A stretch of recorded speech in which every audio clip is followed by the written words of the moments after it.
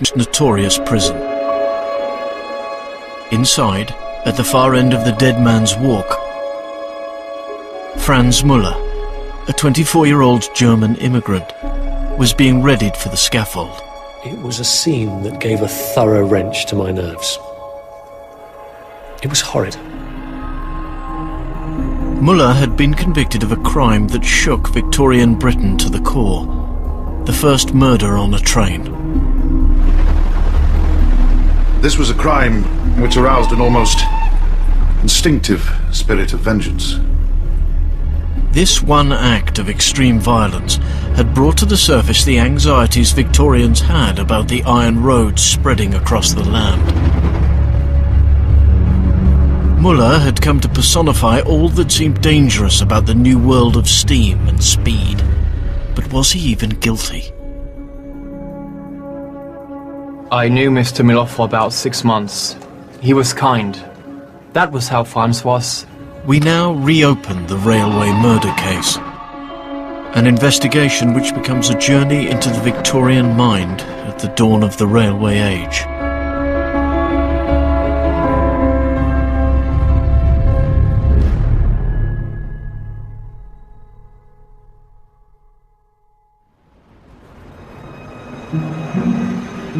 '21st century London. Its streets shiny with glass and steel. Also a city where the past is everywhere. This film brings Victorian London back to life. We recreate documents and images from the first railway murder. We meet the people who became caught up in this sensational crime. The words they speak are taken from court transcripts, letters and reportage, their own testimony and that of other 19th century witnesses. Frederick Wicks was then a young journalist. His search for the truth inspired him to follow this story right to the end. Now, Wicks is our guide, helping us to travel from the present day back to the 1800s. As news of the murder spread, a feverish fear emerged.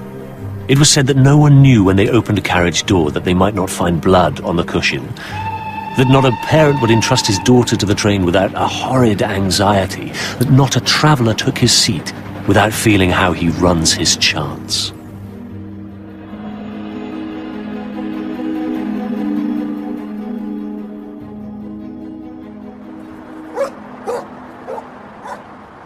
Our investigation begins in Hackney, East London. In the 19th century, a railway ran between this terrace and the main road behind. In 1864, on Saturday the 9th of July at 10:10 p.m, the crime was first discovered right here, as train driver Alfred Eakin later testified.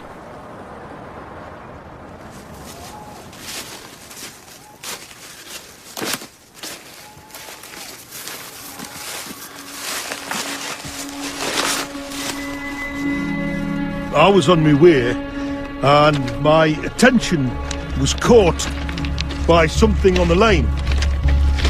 I stopped the engine as soon as possible and backed to the spot where the body was lying. He was lying on his back with his head towards Hackney. He was alive at the time. Victorian train drivers were the aristocrats of the new steam-powered world. Railwaymen like Eakin were also resourceful. The victim was quickly moved to the nearest available shelter. I found 4 or 5 people to help carry the body. Several other persons also came to help besides those who carried the body. I suppose there must have been a dozen altogether. The body was carried to the public house, the bottom of the railway embankment. Then called the Mitford Castle, the pub has since been renamed and remodelled. But behind the bar is a small room that has been left as it was 150 years ago.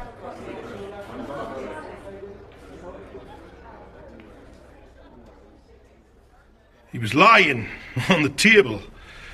I made an examination. His shirt was rumpled and his hat was gone. It was clear that the unfortunate man's skull was broken and he had a severe wound on the side of his head. He was still living but groaning. He was perfectly unconscious. Did you send for help? The medical man was sent for.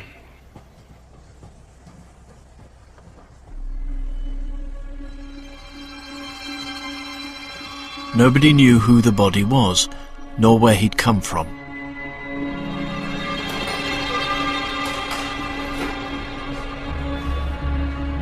Just up the line at Hackney Station, the Victorian tracks are still in use.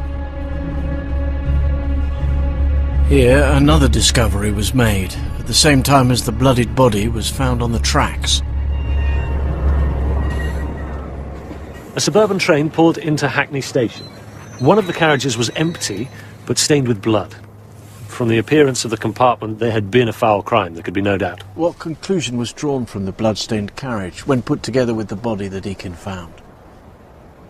The unfortunate victim had been assaulted on the train that had pulled in here. He had then been thrown onto the line by his assailant, or had struggled and fallen from the carriage in his endeavour to escape.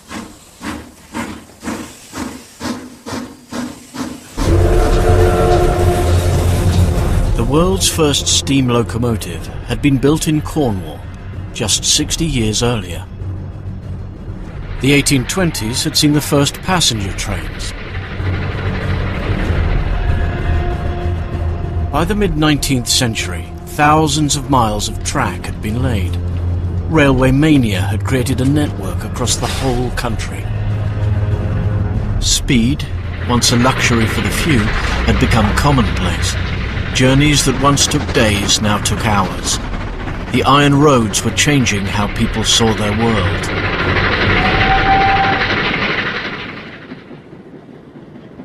We feel we are approaching almost to the final extinction of space and distance. The surface of our country is shriveling in size. We will soon become not much bigger than one immense city. In 1864, the power of steam was a thrilling phenomenon. It was also terrifying.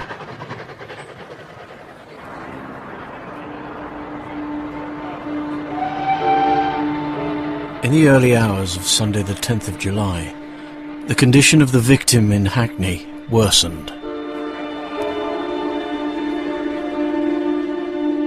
From letters found in his pocket, he was identified as Thomas Briggs. This is his photograph. He was nearly 70. He had a wife and 4 children. His son was also called Thomas.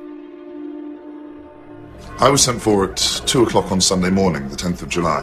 Police constable called. I was told my father was then gravely injured and in the back room of a public house called the Mitford Castle. And naturally, I went there directly. My father was then in a state of insensibility, covered with a blanket, his shirt open at the neck. Despite the best efforts of a local doctor, old Thomas Briggs died without regaining consciousness. There was no final farewell for his son. He was affectionate and kind, pleasant, courteous. A fine man, highly respected.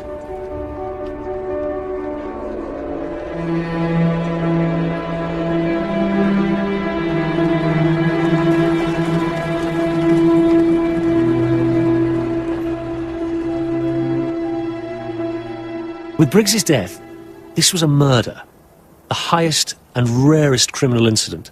Now, even this had happened in a railway carriage.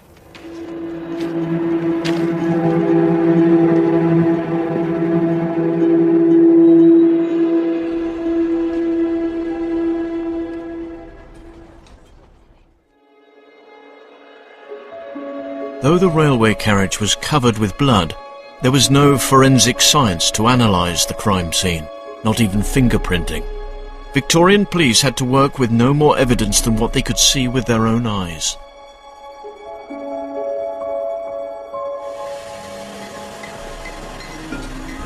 The police investigation was led by an up-and-coming detective. Inspector Richard Tanner was described by his colleagues as brilliant.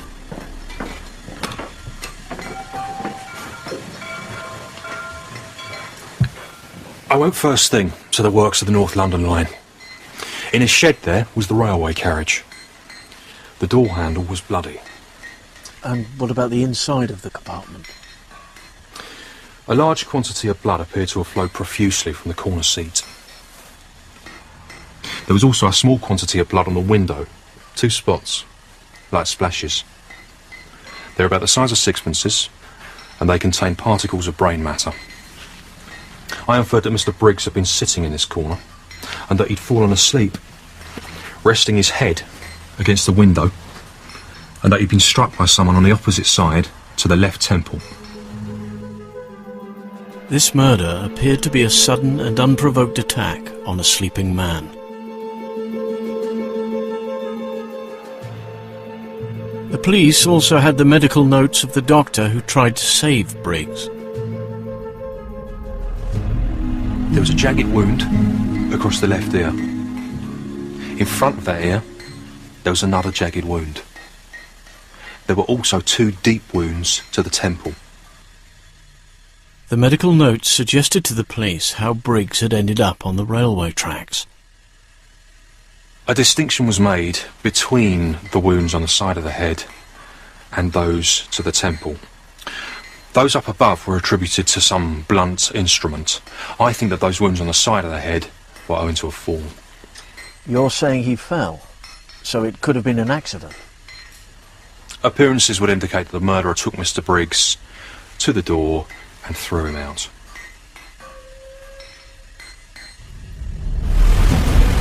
The first railway murder immediately captured the imagination of the public and the press. It was one of the foulest murders of our time. A thrill of horror ran through the whole country at news of this murder. Within seconds would have come the crushing blow. It was the rapidity of the incident, done on a frequented line, that caused alarm in the public mind. We were face to face with a fact which brought home to our mind with the utmost force the perils of railway travelling. The new rail network meant that for the first time newspapers were available all over the country.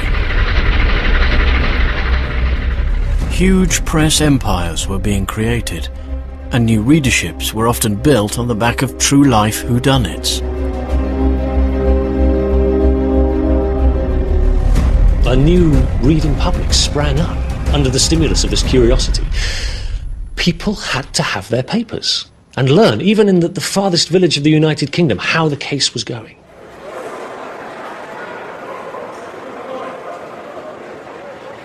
The mainline terminus at the heart of the railway murder case was the City of London's Fenchurch Street. 150 years ago, this was the start of a new suburban route called the North London Line. And here old Thomas Briggs had boarded the train on which he'd ridden to his death.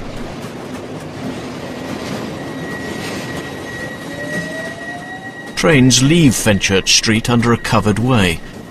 This was originally to prevent horses taking fright from the noise and smoke of the steam engines.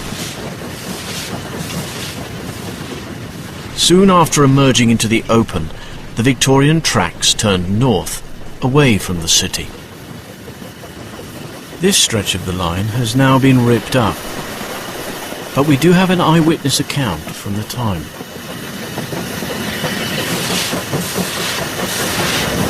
Pass through fields to Four Commons. We get to breathe a bit more freely. We've left behind the smoke of the chimneys.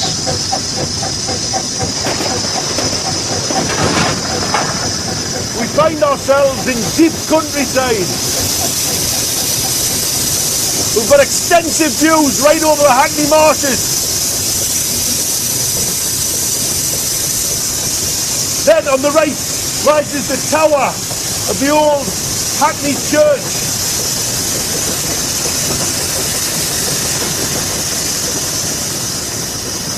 We have arrived at Hackney Station.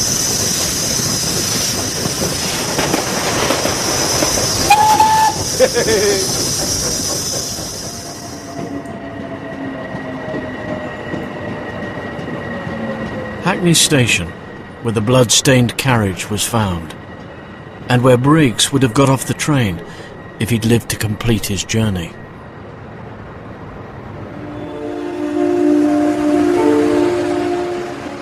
Nearby Clapton Square was the Briggs family home.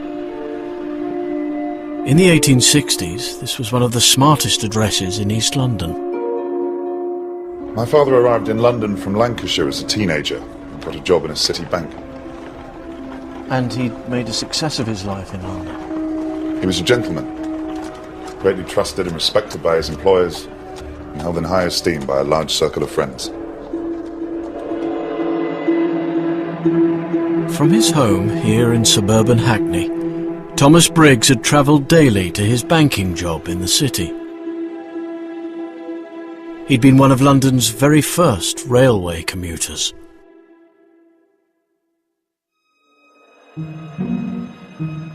One aspect of Briggs's commute reveals a great deal about life in Victorian London. He'd always travelled first class, sitting in a private compartment that couldn't be accessed from the rest of the train. In the 19th century, the division between classes was meant to be impenetrable. The condition we live in is justly regarded as being one of the strangest ever seen in the world. We have more riches than any other nation, and London is full of wealth of every kind. But here there are also those steeped in the most abject poverty, sinking into the deepest degradation. Victorian London had no safety net. For those who fell, it was a long way down, to a separate world. There is no intercourse, and no sympathy between rich and poor. They are fed by different foods, they are ordered by different manners, and they are as ignorant of each other's habits, thoughts and feelings as if they were dwellers on different planets. One can only wonder that the whole crazy fabric still hangs together. The murder of Thomas Briggs suggested a new fear, that the train was crashing through class barriers. If we can be murdered thus, travelling first class for a mere step of a journey, we could be slain in our pure church, or assassinated at our dinner table. Panic was coursing along the rails.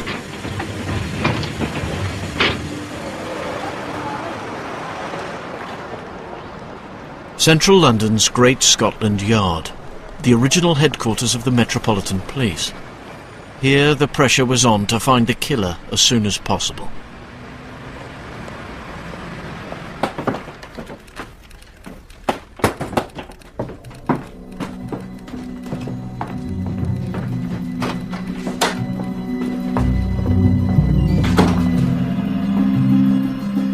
The police investigation of the crime scene produced a promising lead.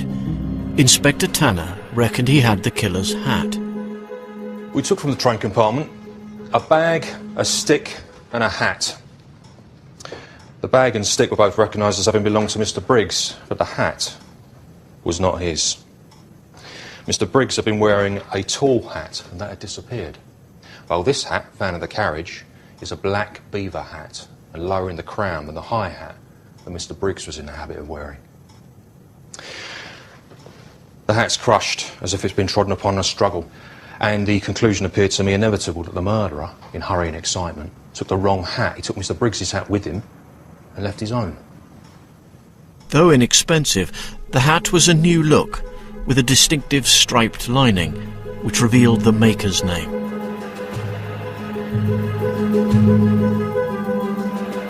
Eager to find the owner of the half-crushed beaver hat, the police offered a huge reward. £300 was about 5 years' wages for a working man. I thought, if I could discover the person who wore this hat on that night, I'd have found the murderer. Initially, the police's handling of the railway murder case was highly praised. In 1864, the Metropolitan Police's detective branch was newly established, so their investigative skills were a novelty. The acuteness displayed by these detectives on following the threads of intricate plots was very striking. But days passed by, and nobody came forward to identify the owner of the killer's hat, despite the huge reward. It was another Victorian fashion accessory that gave the police their next breakthrough. A small gold stud. It was found attached to the victim's waistcoat. On it is a broken hook from where Mr. Briggs had once anchored his gold watch and chain. It seems that Thomas Briggs was a victim of petty crime. This beloved old man was killed for a watch. At least this gave the investigation a trail to follow.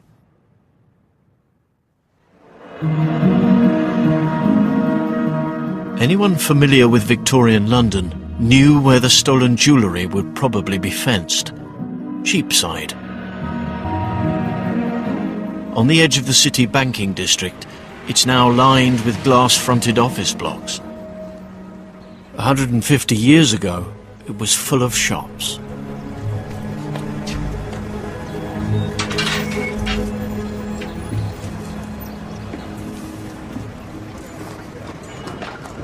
Cheapside is one mass of life.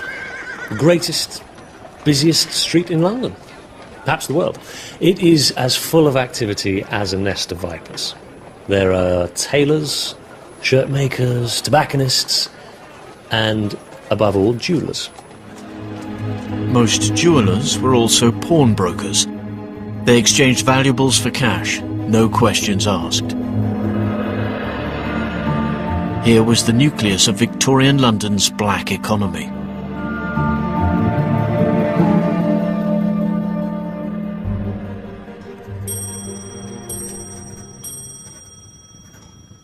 It was Tanner's job to know Cheapside and the world that surrounded it.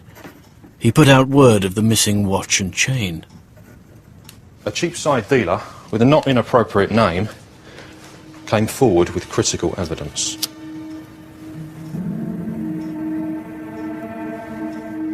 Deeth stated a man called at his shop selling a gold watch chain. It matched the watch chain worn by Mr. Briggs on the night of his murder.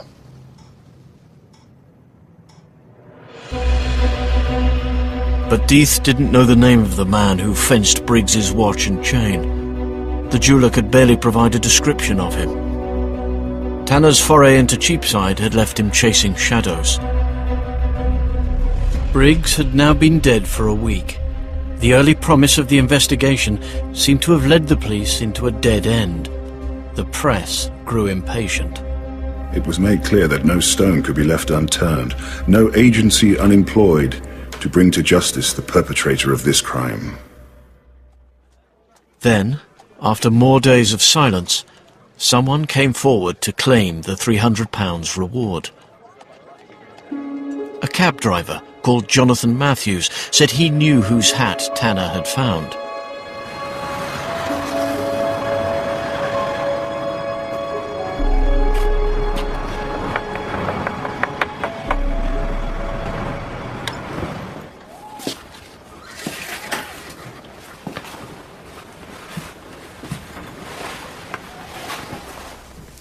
I had a new hat, and this friend, he saw my hat and said he would like to have one like it. Did he look at it? Yes. He put it on his head and said it was too small for him. But he said he should like one like it, and I said I would get him one if he wished it. And you got him one? Yes. At what shop? At the same. What same? What shop? At the Hatters. Of course, but where? Mr. Walker's, Crawford Street, Marylebone. Matthews identified the owner of the hat as a young German immigrant called Franz Müller. He was working for a brother-in-law and came to dinner frequently, twice or 3 times in a month. After one of these dinners, Müller had even given Matthews' family a portrait of himself. Calling cards with photos on were then the latest fashion. Tanner now had a name and a photo of a suspect. But along with it came disappointing news. This bird had flown. Matthews said he didn't know where Muller was gone, but that Muller had told Mrs. Matthews, the cabman's wife, that he was going to America. Matthews' account didn't entirely add up. He hadn't contacted the police until after Muller had disappeared. Matthews later claimed it was because he hadn't heard about the Briggs murder, despite it having been the talk of the town for a whole week. When you're about in your cab, do you ever take a break? Yes, occasionally, when I want something to eat. Do you ever go into a public house? Perhaps I may go in there sometimes. There's no harm in going into a public house to have a glass of ale. Every day? Yes, sir. Well, I've got to loiter about for hours in all weathers, so I'm none the worse for drinking a pint of beer. Yet you never heard about the murder of Mr. Briggs? No? Do you take in a newspaper? Sometimes I do. Did you not see a paper from the 9th until the 15th of July? Not to bring a murder into my mind, no.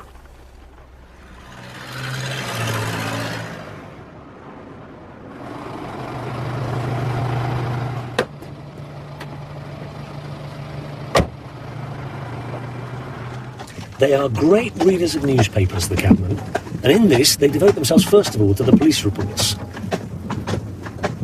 I find it almost impossible to believe that Matthews is telling the truth when he says he knew nothing whatever about this before Friday.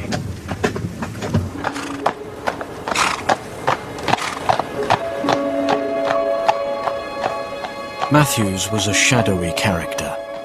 In his trade, survival depended on being ruthless and cunning.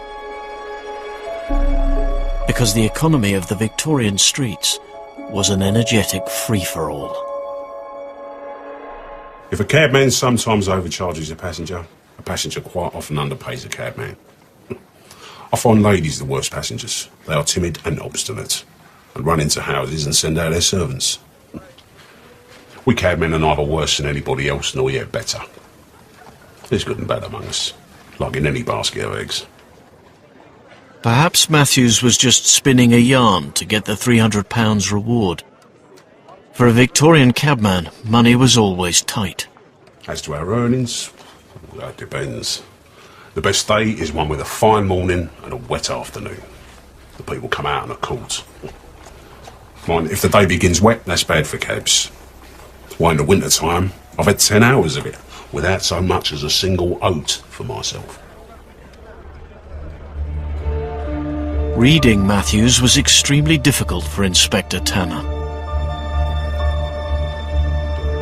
Matthews' manner appeared mysterious. There didn't appear any truth in him. But one element of Matthews' story did ring true. He said that Franz Muller had come to visit after the Briggs murder, bearing a gift, a decorative box from Deeth the jeweller. This linked the young German to the stolen watch and chain, so Tanner felt there had to be something in the cabman's story.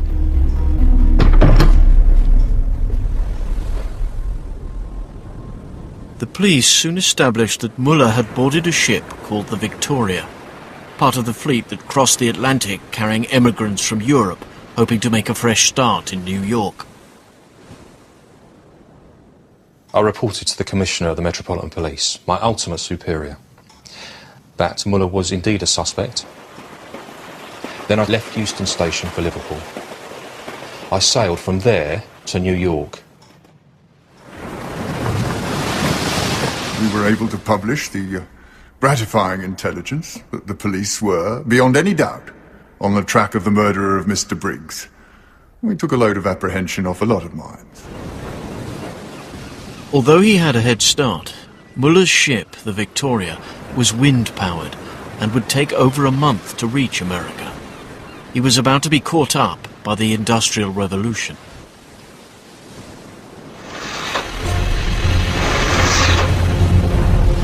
By 1864, there were steam-powered ships, which crossed the Atlantic in a fraction of the time it took a sailing ship.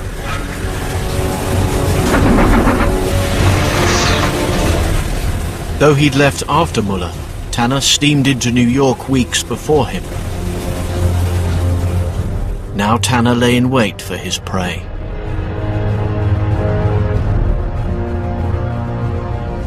Muller made many mistakes, but his greatest was taking passage on a sailing ship. Even he must have known that if the police had alighted on the broad trail he'd left behind, that steam would frustrate his escape.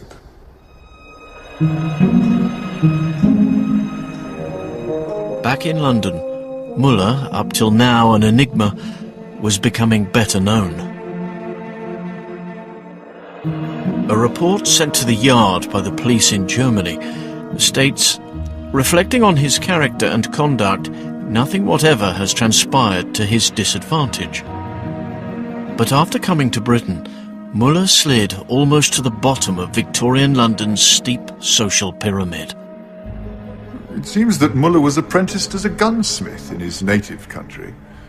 He came over to England about 2 years before the murder of Mr. Briggs, and failing to find work as a gunsmith, he turned tailor.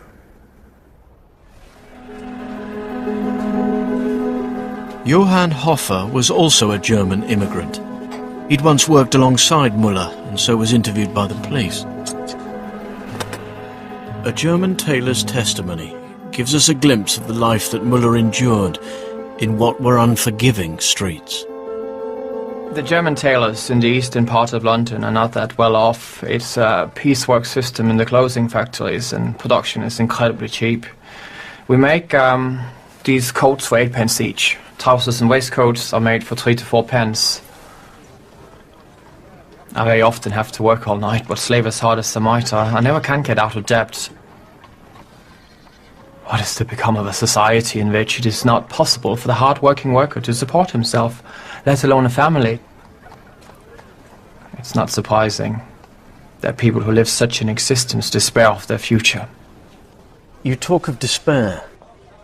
Might this have driven Franz Muller to murder? Franz was always very well conducted in every respect. I never heard of him getting into rows or committing any assaults. He was kind. Across the Atlantic, Muller breezed into New York Harbor on the 25th of August. He'd no idea the police were lying in wait for him. I found Muller on board the Victoria. I remember he said to me, "What's the matter?" And then what? The American police officer I was with said, "You are charged with the murder of Mr. Briggs," and I followed up with, "Yes, on the North London Railway between Hackney and Bow on the 9th of July. Muller said I never was on that line.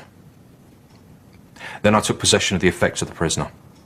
In particular, I took hold of a hat. I asked Muller, "Is this your hat?" He said, "Yes. This is the hat." It was not a hat a poor tailor would wear, but a gentleman's topper made from silk. What's more, it tied Muller even closer to the crime scene. The topper matched the description of the one taken from Briggs on the night of his murder. I asked him how long he possessed it. He said about 12 months. What did you say in reply? I told him I should have to hold him as a prisoner. The hat from the crime scene had made Muller a police suspect. The hat in his luggage seemed to confirm his guilt in the public mind. The hat of the murdered man. If it was true that the hat of the murdered man had actually been found on the prisoner's person, it would have been idle to entertain any doubt as to his criminality. So far as anything that is done in secret can be certain, we were certain that Muller committed this crime. Tanner and Muller embarked for home together on an ocean liner. The two men shared quarters and seemed to have got to know each other on the 15-day passage. I told him that it was usual to place prisoners of his class in irons, but that I didn't wish to put him to any discomfort. If, therefore, he would promise to comply with my requests, I should not iron him. I supplied him with books to pass away the time. I lent him first Mr. Dickens's hilarious Pickwick Papers, then 2 volumes of David Copperfield. Muller behaved himself well. He could not have been a better conducted prisoner. Tanner and Muller's ship docked at Liverpool, from where they took the train south.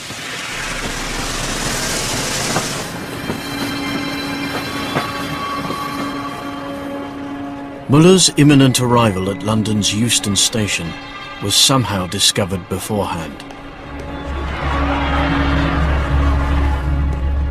A mob turned out to greet the young German.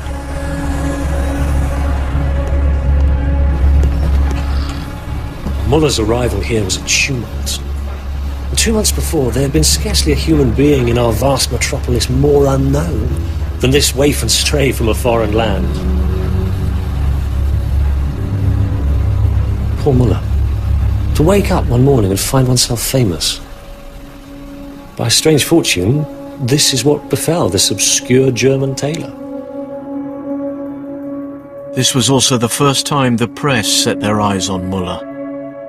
A dull-looking young man, with a mouth like a slit cut into wood, and eyes sunk deep under a low forehead.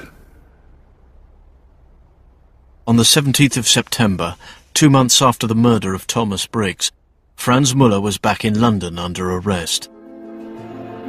This was the end of Inspector Tanner's involvement in the first railway murder. It seemed that the case was closed. We didn't know the precise circumstances of the deed, but that Franz Muller committed it was more certain than any human conclusion can be.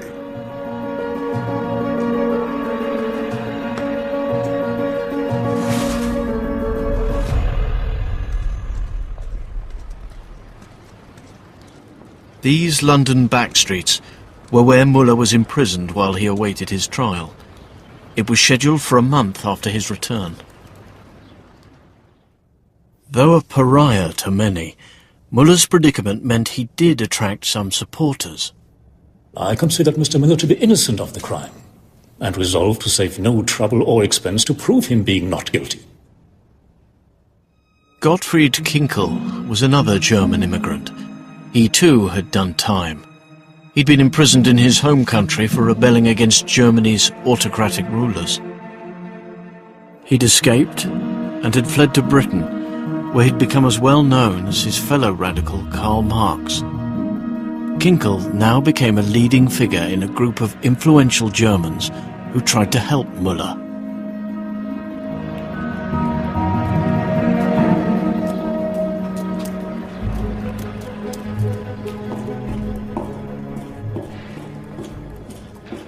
I first met Muller in here.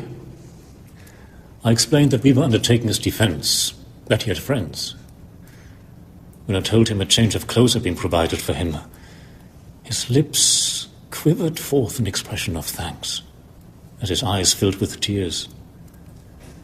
Things were very bad for him. Well, Muller's whole demeanor was not that of a man who was guilty of murder.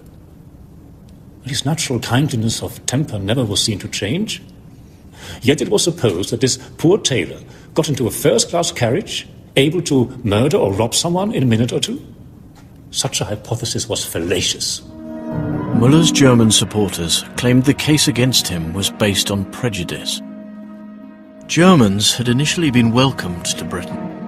By the 1860s, they were the second largest immigrant group in London. But in February 1864, Denmark, a British ally, had been invaded by Germany. Then attitudes had changed. Muller was a German. And Englishmen of those days had been reading often enough in their papers that the war that we were carrying on was nothing better than burglary. So a German in English eyes was more likely to be a robber than not. Muller's bad character was by now deeply etched into the public mind. Calling the case against him anti-German prejudice appears to have backfired. With extraordinary obtuseness of feeling, Muller's defense was treated as one in which German honor was also on trial. And every sensible, unprejudiced man, be he a foreigner or an Englishman, must have considered this as impertinence. If some of the Germans residing in England were not happy with that, they had much better stay at home.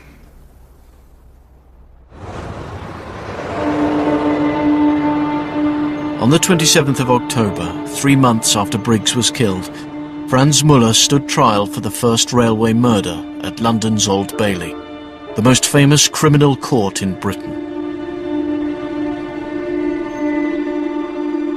A Victorian courtroom contained little that looks like justice to 21st century eyes. In the 1860s, someone accused of murder wasn't allowed to say a word in their own defence, other than to enter their plea. Muller's plea was not guilty, and the punishment Muller faced if convicted was death by hanging in public.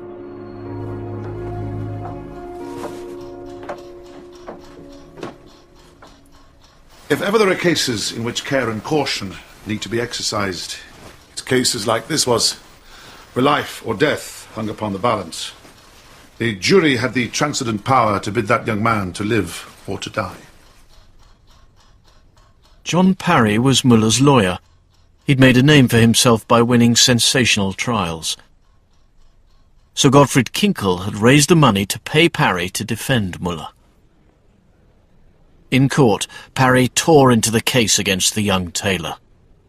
The prosecution relied mainly upon three pieces of evidence. The watch and chain, exchanged at Mr. Death's, the hat, found in the railway carriage, next upon the hat found with the prisoner. Now, as regard the watch and chain, Muller never denied having been at Mr. Death's, but it does not follow he knew anything of the murder. He said he purchased those articles at the docks. Either the murderer or an agent of the murderer must have sold them to him. And the hat that is supposed to belong to Mr. Briggs, well, there are 1,000 just like it at the second-hand market. Muller said he'd had his 12 months. As regard the hat found in the railway carriage, Matthew's evidence was entirely unreliable. Does anyone believe he never heard of the murder for a week after it was in the newspapers? Matthews was evidently actuated by a desire to obtain the reward. That has animated his whole conduct.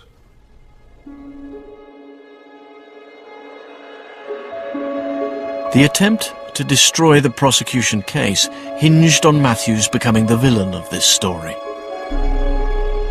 Parry revealed to the jury that the cabman had debts and had done time for theft. It was a catastrophic miscalculation of the public mood. I should be very wicked if I was not to admit suspicion as pointed towards Matthews, but I should be very sorry to see him charged with being a party to the murder.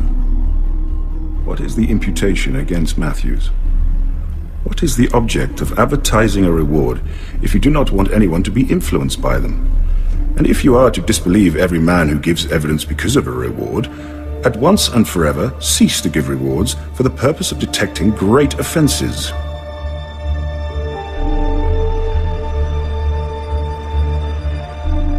Matthews was regarded as a lovable rogue.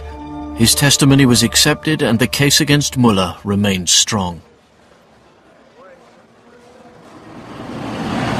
So Parry played his trump card, an alibi for Muller.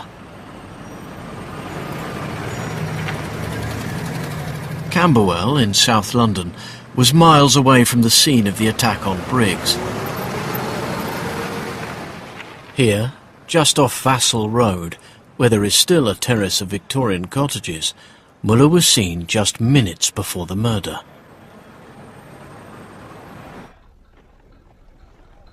Did you know Mr. Muller? Yes, I met him 12 months before.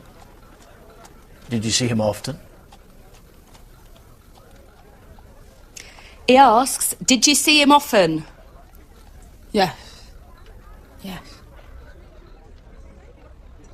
Mary Ann Eldred, a young deaf woman, was Muller's sweetheart. She testified along with her landlady, Elizabeth Jones. When was the last time you saw him? Before the 9th of July? He says, when was the last time... I met him on the Saturday preceding the 9th of July in Sheepstead. And did you see him on the 9th?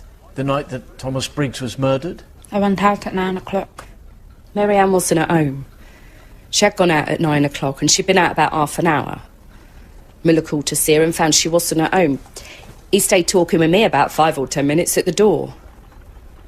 I'm quite sure it's as much as 9:30 o'clock. He then left. Elizabeth Jones's testimony put Muller in South London only a few minutes before he was alleged to be killing Thomas Briggs in a train on the North London line. I'm quite sure it was Saturday evening, the 9th of July, about 9:30, that I saw that young man. I thought his name was Miller. And I used to call him a little Frenchman. I didn't know he was a German. Mary Ann used to say that he was a German, but I used to call him the little Frenchman. Parry's unveiling of an alibi was the first glimmer of hope for Muller in many weeks. But under cross-examination, another story emerged from behind this tale of a missed rendezvous with a sweetheart. Parry's key witness was exposed as a prostitute. Mary Ann Eldred was what is called an unfortunate girl. But moral indignation ought not to press too heavily on her head. We all know well what is going on in all the classes, from the highest to the lowest. Victorian London's sex industry was vast. There were an estimated 55,000 prostitutes, about 1 for every 20 adult men. What drove many women into prostitution was economic necessity. I had worked at shirt making. There. Buying for a fronted white shirt. I got 10 each for them. By working from 5 o'clock in the morning till midnight each night, I was able to do 7 in the week. This brought me to a profit of 15 pence. It stands to reason that no one can live, pay rent and buy clothes upon 15 pence a week. So I was forced to go out at night to make my living. I can, and I will solemnly state, that it was the smallest of the price for my labour that forced me to prostitution for a living. Cruel to call them prostitutes. I know how horrible this is. In my heart, I hate it. My whole nature rebels against it. And no one but God knows how I struggle to give it up.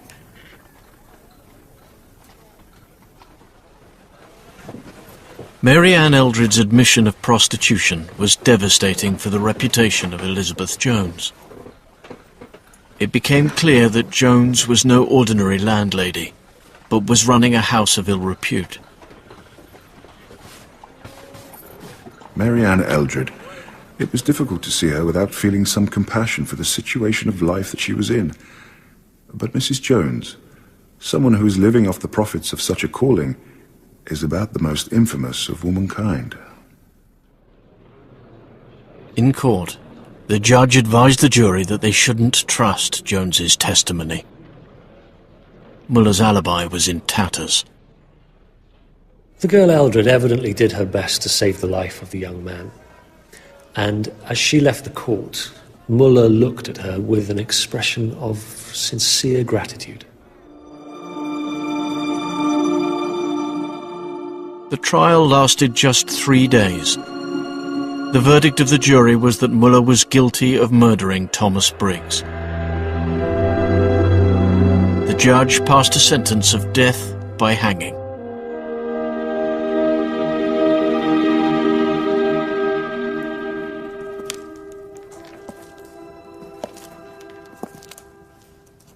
Gottfried Kinkel refused to give up the fight for Franz Muller. A petition was organised and sent to the Home Secretary begging for mercy.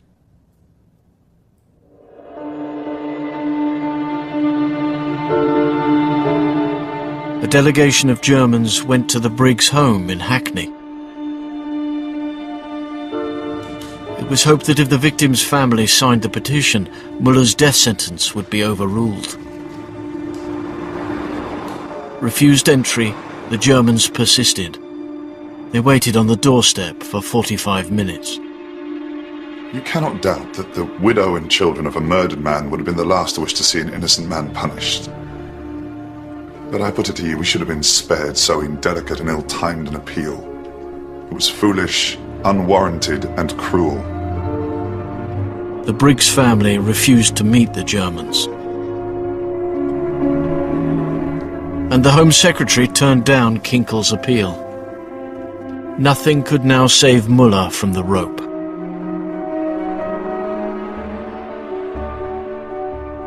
What had begun in death, by the law which society these days maintains, also ended in death.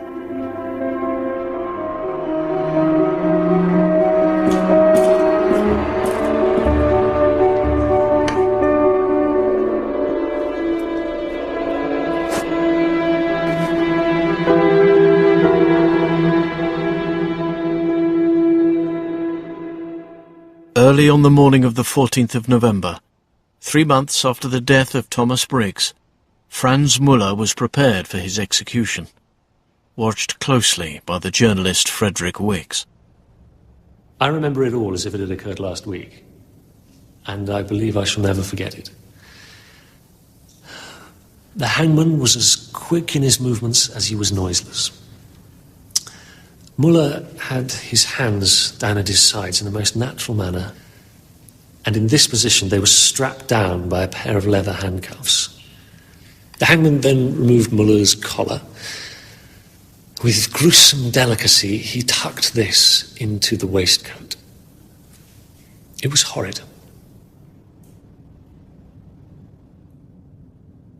But the horror was only just beginning. Müller was led out of his prison so that he could be hanged in public. Wicks, determined to keep on his story, went with Müller all the way to the scaffold. It was erected right here, between the Church of St. Sepulchre and the Old Bailey Courthouse across the road. The chaplain led the way to the scaffold, reading the burial service, and the hangman then led Müller up a flight of about 10 steps, and I followed. Perhaps my presence on the scaffold was regarded as an intrusion, but nothing to me seemed more proper. From up on the scaffold, Wicks had a condemned man's view of a judicial slaughter. 50,000 people came to see Müller hang.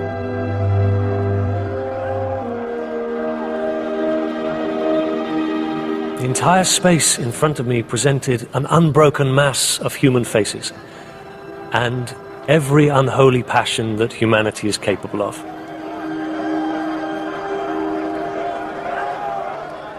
The mouths of all the myriads of dirty, yellow faces were open, and all the thousands of eyes upturned upon the spot where I stood. Meanwhile, the hangman put the rope round Müller's neck and tightened the slip knot just under his right ear. And last of all, he pulled a dirty yellow hood down over the man's head to his chin. He then stood aside. The priest continued to beseech Müller to confess his crimes, but Müller preserved the same stolid, unimpassioned manner that had characterized his attitude throughout. I stood just behind him as the drop fell. Then a movement, so slight it could scarcely be called a movement, but rather an almost imperceptible muscular flicker went through Müller's frame. This was all, and Müller had ceased to live.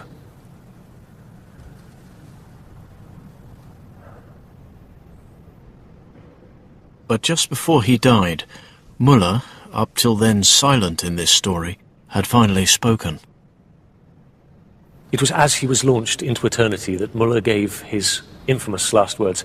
He spoke in German, "Ich habe es getan." I am told this means, I did it.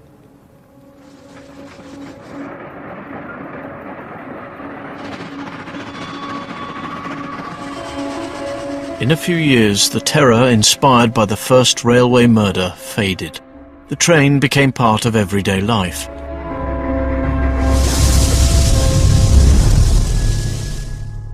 For Inspector Richard Tanner, finding and capturing Müller was the highlight of his career.